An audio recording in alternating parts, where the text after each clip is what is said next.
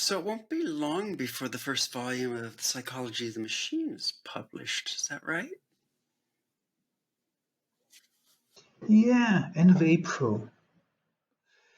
Normally, you'd only take on such a grandiose project when you're young. Corona was a strange standstill. It was almost like a call to gather yourself together and use the time for answering all the questions that have accumulated over the years when you're alone, I mean. And last but not least, it has to do with the strange present in which the ghosts of the past are resurrected. So it isn't coincidental that the first volume is dedicated to the unease of modernity.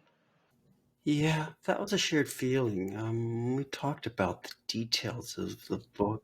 Yeah. Maybe we should look at the overall project.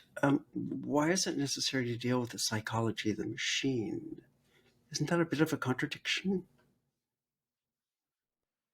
Yeah, to a certain degree. If you understand the machine as belonging to the realm of dead things, sure. But if there's one thing I know with certainty, it is that this belief is a pious error, which is why folks, by the way, are always resorting to conjuring the curse and blessing of technology. No, historically, the machine is rather like a magic mirror in which we humans recognize ourselves, or more precisely, miss ourselves, as can be seen today in the chatter of artificial intelligence, as if a computer was intelligent. It's precisely this unconscious that interested me. And that's why the philosophy is followed by a psychology of the machine.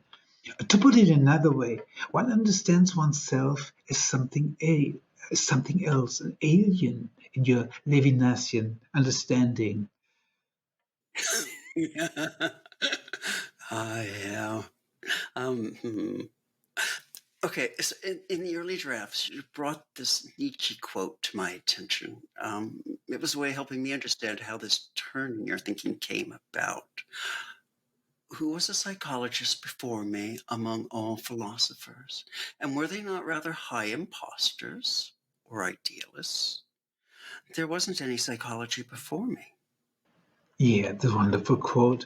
And Nietzsche precisely captured this blind spot, this philosophical megalomania.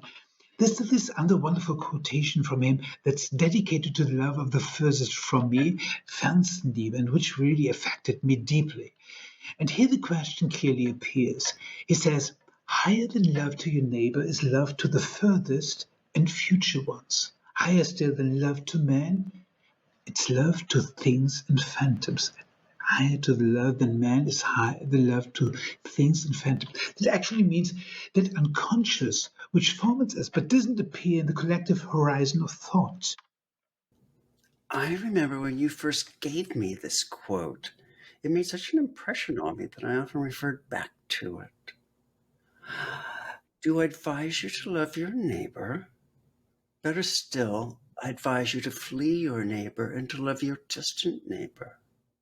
Higher than the love for the neighbor is the love for the most distant and future. Higher than the love to your neighbor is the love for the furthest and the future ones. Higher still than to love to men is love to things and phantoms. That love for things and phantoms is what you meant by the psychotope, isn't it? So, how did the idea of the psychotope, this unconsciousness, develop into a book series? Yeah, I had an invitation from the IWN in Vienna that started me working on a number of questions, all these unanswered questions, in fact. But it became increasingly clear that the whole project was beyond the scope of a monograph, way too big. Or as you often quoted to me from Dune, the answer is beyond the scope of the question. That was my position. Instead, what started me delving into the work of Bronislaw Malinowski and anthropology. But it was kind of obvious that all institutions we take for granted, like the state, etc., can actually be explained from the anthropological perspective. The alien god of monotheism, the idea of law, isonomy, equality, economy. There's no justice in nature. All these concepts aren't prefigured in tribalism, aren't prefigured in nature. Well, Martin, that lecture was my first awareness of you in 2021, wasn't it? I remember immediately just needing to understand your thinking. And now I'm understanding you were just starting to write this series. Oh, yeah. More importantly, I now understand the first book's title, Above the Sea of Air. It's the idea that the extraterrestrial isn't really a metaphor, but it's something quite tangible. You need to tell us more about this. When I started thinking about the machine, I linked digitalization to the history of electricity, but I didn't really fully grasp the transition from the mechanical worldview on the one hand, the rotating rework, through its transformation into the steam-powered, liquefied, digitized modernity, if you will. That is until I looked into the work of Robert Boyle and his discovery of the vacuum. And that's when I found this Torricelli discovery. Evangelista Torricelli, the follower of Galileo Galilei, who climbed a mountain with his barometer in tow and noticed that the higher he got, the further down the mercury dropped. And from this he concluded that the weight of air was decreasing, that at some point the air would become too thin to breathe, eventually it turning into vacuum as you moved across the borderline. And that's what the discovery of the vacuum means, that you intellectually move across over a border into space, free from all dirt and the atmospheric distortions, looking down on the blue planet. Yeah, de facto, oh, we can't survive in space. That's essentially purified of all earthly dirt. That's really a striking example of the Joseph Wright painting, the one that you can see Boyle has placed this beautiful white dove under a bell jar, and he's hooked it up to this invention of his, the Boylean vacuum pump, and he deprives it of the very air it breathes. And of course, his audience is in this transfixed freak out of the horror and their shock. Um, what struck me so funny when you showed me that painting is that it's exactly how I'd come to understand science, with its kind of inherent callousness in the vehicular vacuum of the clinical research I saw going on around me. It's what Heidegger meant when he said science has its own methodology, isn't it? Yeah, sure, exactly. That's the cognitive dissonance of modernity, that you mentally find yourself in this extraterrestrial space, in a vacuum that you could only survive in as a cyborg, as a cybernetically augmented organism. But on the other hand, you're also a human being, an earthly citizen who needs air to breathe and temperate climate to thrive. And this schism, so to speak, is the oscillating schizophrenia running through our whole modern age. And it becomes all the more unbearable exactly in the measure of modernization of itself. That's why the book's subtitle, On the Discomfort of Yeah. Modernity. And the strange part is, the more modernity moves into the space of the computer, that is, the more it Yeah. transitions over Yeah. the borderline into the next universal machine, the stronger the resistance, where it becomes reflected in various attempts to move into a kind of a falsely prophesized new age. That's really just infinite deferral, it goes nowhere. Yeah, but we need to slow down a little bit before jumping too far ahead, missing details. You see, we're at a juncture, or rather, we've been at one for a while now, where society's old universal machine with its real-world operating system has been winding down as a new one has been powering up to replace it. And now we're on the borderline of the new operating system with its drive to digitalization, which is completely taking over artificial intelligence and all the like. And that's why this ratio of unease is becoming so overwhelmingly unbearable. So much so that people have been proclaiming postmodernism as if they could protect themselves with speech acts that can't stop or control what's neither stoppable or controllable. Yeah, I find your perspective fascinating because it's so completely different than my own background. I mean, you already know I was having trouble making sense of this when I first met you.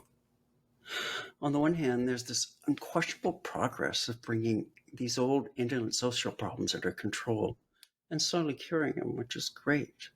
But then it's also obvious we've lost control of things a long time ago, despite what we may think, which politicians, of course, they grift from.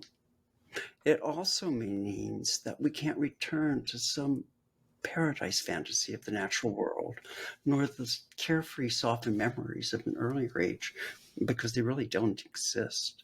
Um, and then you see how the sleep of reason has given birth to all these modern monsters, which again can all be grifted from in terms of power. I see precisely the extent that this unease with progress demands its price, and even worse, may play out as forms of authoritarian and totalitarian power grifting. This is what makes your story so compelling.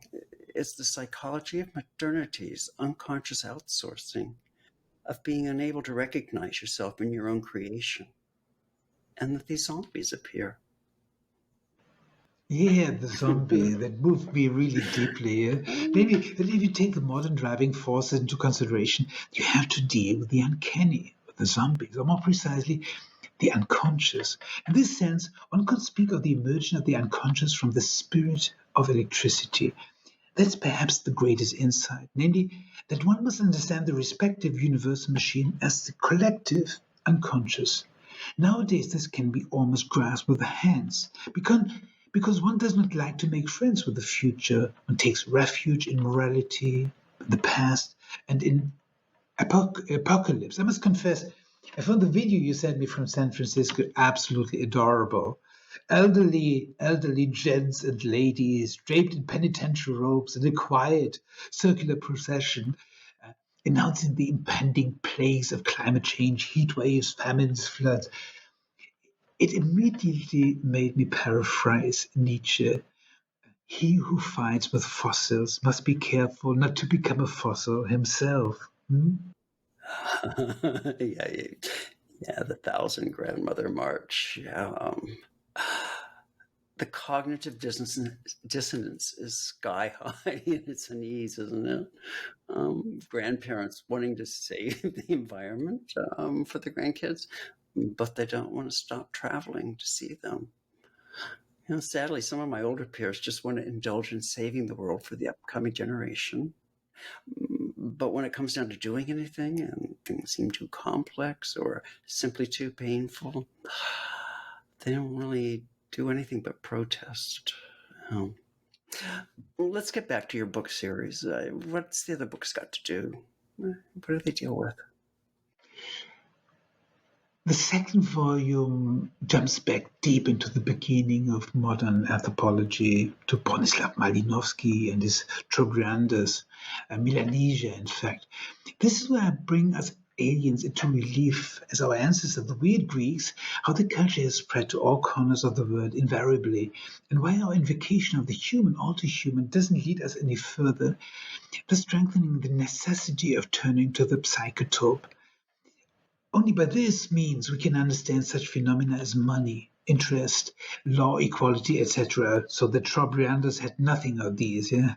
The third volume, called From Heaven's Fire, deals with the birth of monotheism more precisely. It shows that monotheism is basically the consequence of mechane.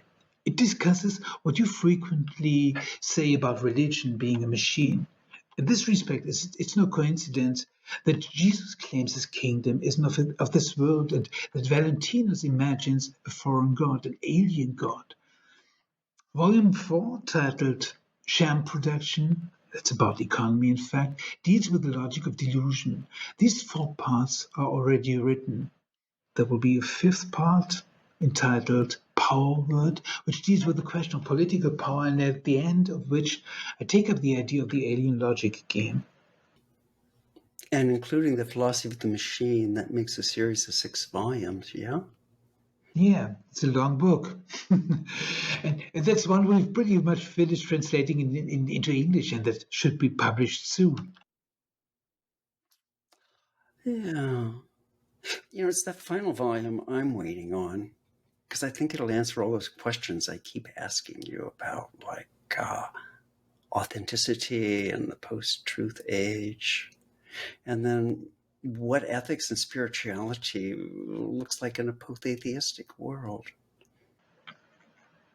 Oh, yeah, these grand questions that frighten me. And then that's what's going to be most interesting. Um, yeah, yeah. What refocusing here? What's been the most satisfying aspect of this work? Perhaps that all of this was kind of associated with a series of discoveries. I can't remember any phase of my life that's been connected with such intense reading, including reading my earlier writing with you, which I hadn't done before because of shame. But it was not really boundless, and so there was never the feeling that I could lose myself. Quite the opposite. All of a sudden, there were all kind of new connections, a really fascination of the things I never saw before. And basically, that's the best thing that can happen to an author, that your metaphors, hunches, and associations are confirmed by the material, by reality itself, that you haven't made anything up, but that your intuition has brought to light a collective unconscious.